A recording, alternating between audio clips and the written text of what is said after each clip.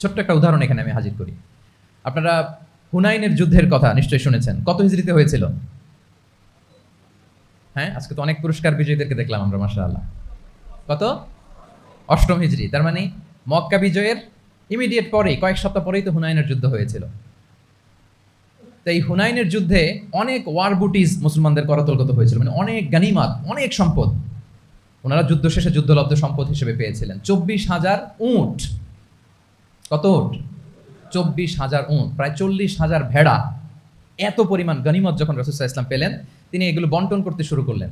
কিন্তু রাসূল সাল্লাল্লাহু আলাইহি ওয়াসাল্লাম তিনি বন্টন করতে যেয়ে আনসারী সাহাবীদেরকে, অর্থাৎ মদিনার যে সাহাবারা, তাদেরকে কিছুই দিলেন না, বরং তিনি মক্কার সাহাবাদেরকে দিলেন, অন্যান্য গোত্রের লোকদেরকে দিলেন, আশেপাশের সবাইকে দিলেন, কিন্তু দিলেন না কাদেরকে?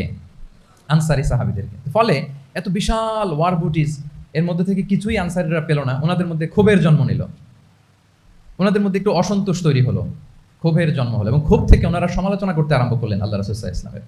এবং সমালোচনা করতে করতে এটা এমন পর্যায়ে চলে গেল, এক পর্যায়ে তারা বলতে আরম্ভ করলো যে আমরা ওনার জন্য জান দিলাম, জীবন দিলাম, আজকে উনি এত সম্পদ পেয়ে সব নিজ এলাকার লোকদের মাঝে বন্টন করে দিল, এটা কি ঠিক করলো উনি? আল্লাহ তাআলা আল্লাহর নবীকে ক্ষমা করুক, আল্লাহ তার রাসূলকে ক্ষমা করুক। মানে কেমন যেন রাসূল একটা ভুল করে ফেলছেন, রাসূল সাল্লাল্লাহু আলাইহি ওয়াসাল্লাম ওনাদেরকে দিতে বাধ্য ছিলেন, এটা যেহেতু দেন নাই, আল্লাহ তার রাসূলকে ক্ষমা করুক, এরকম একটা কথা তারা বলে ফেললেন।